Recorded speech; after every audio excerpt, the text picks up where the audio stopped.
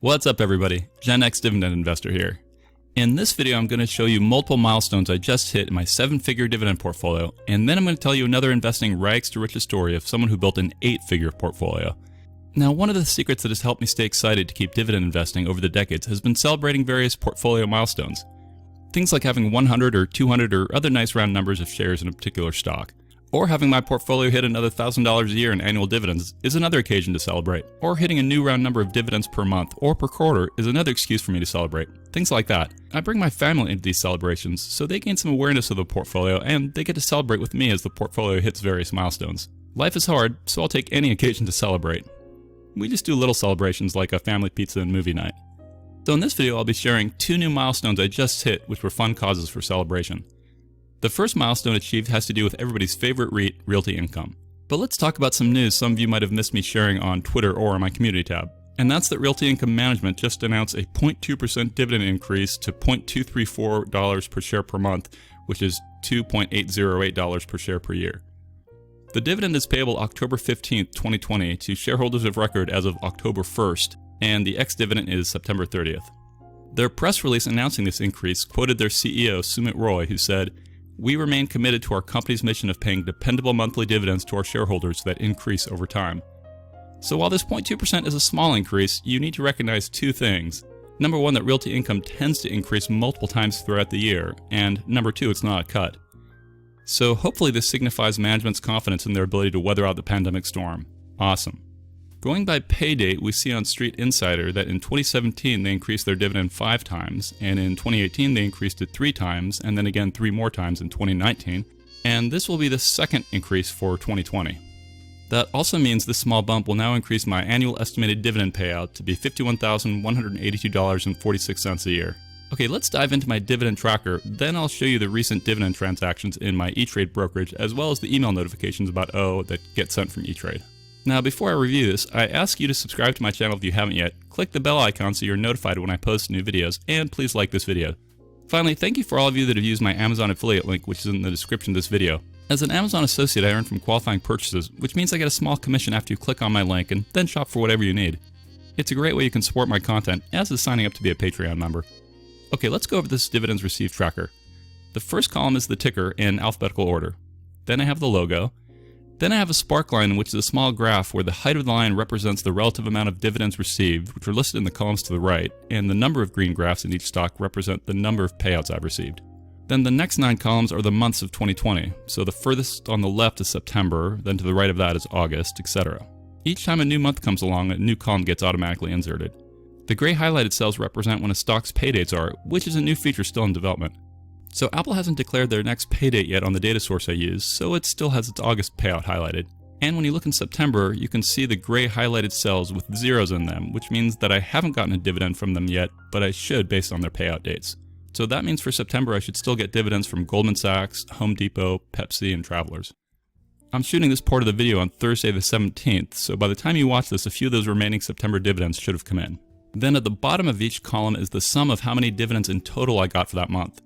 So you can see that so far in September I've gotten $5,783 of dividends, though if you look at my March dividend total of $6,692 and then my June total of $6,892, then my September total should end up at a new milestone itself of over $7,000 in a single month for dividends.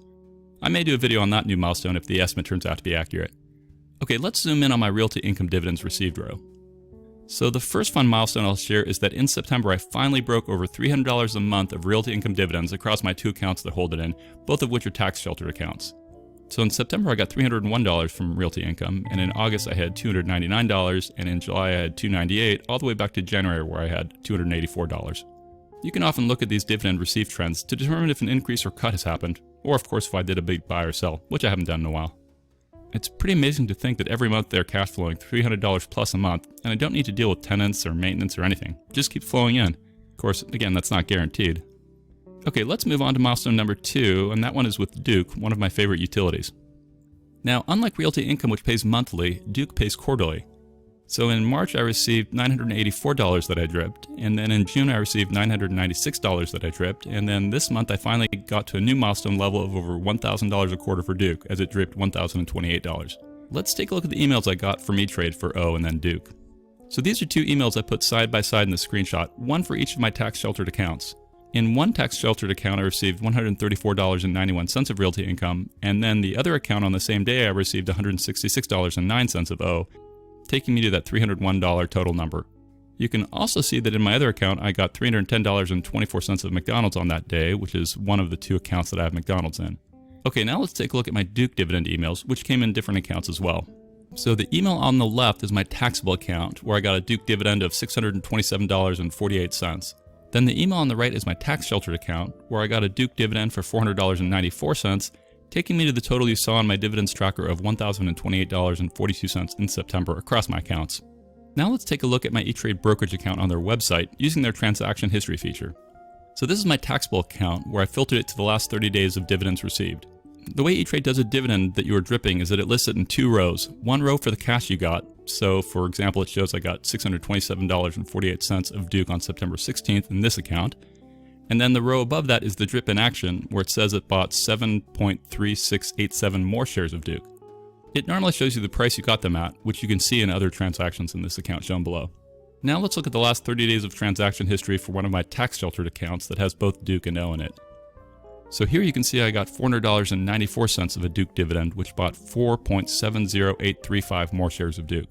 So this and the other account adds up to the $1,028 of Duke dividends I got this month. And you can see one of my Realty Income dividends for $166.09, which bought about 2.5 more shares of itself at around $66.30 a share.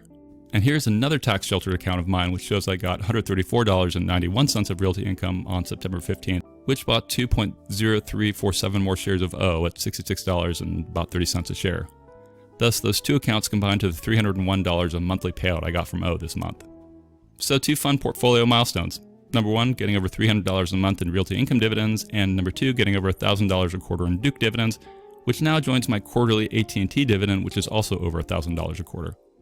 It looks like the next quarterly payer, which will hit over $1,000 a quarter for me, will probably be J&J. So I hope this shows you what's possible if you keep investing in quality companies over a long time. You might only be dripping a couple of bucks right now, or even less, but that's how it all starts, and then if you stay persistent and committed, you can get to crazy, life-changing drips. Okay, now to further inspire you, I want to tell you a quick story about a guy named Leonard Gagowski who built an 8-figure net worth on a simple income. Leonard started as a cook in the Navy during World War II and then went on to become a butcher at a place called Roundy's. At Roundy's, he received stock in the company, which he held on to for a very long time. He eventually diversified his stock into other cash-flowing assets, including a grocery store, a nightclub, and some other real estate. His friends said he lived a very simple life, never doing anything extravagant. He was focused on saving money in order to give to more needy people than he was. When he died, his net worth was $13 million, which he left in a scholarship fund to provide tuition to needy students at a school he loved. So again, we see a similar pattern in these millionaire next door true stories. Number 1, live frugally. Number 2, invest. And number 3, hold for a very long time. Again, if they can do it, so can you. Now I want to do a quick shout out to my latest Patreon aristocrat, Eric B. Thanks, Eric. I really appreciate you signing up, and I just emailed you the instructions on how you can gain access to my 2.0 stock portfolio tracker product, which is in beta right now. And then if you want, you can jump on my Discord, and I can go over how it all works in a private one-on-one chat, so you can ask any questions and such. I won't be able to offer doing that for everyone in the future as more people sign up, but I'm doing that now for all the early signups. Okay, I want to leave you with this quote from the amazing Helen Keller. When one door of happiness closes, another opens, but often we look so long at the closed door that we do not see the one that has been opened for us. Remember that the next time you're sad or mad at something that has gone bad in your life. Thank you so much for watching all the way to the end. I'd really appreciate it if you could like this video as a simple way to thank me. Also consider subscribing and clicking that bell notification. The algorithm likes that. Finally, don't forget to check out my free Dividend Discord server. You'll really enjoy getting to talk stocks with other investors. Thanks, and I'll talk to you again real soon. I am not a financial advisor, and these videos are for entertainment, inspiration, and educational purposes only. Investing of any kind involves risk. I am only sharing my opinion with no guarantee of gains or losses on investments.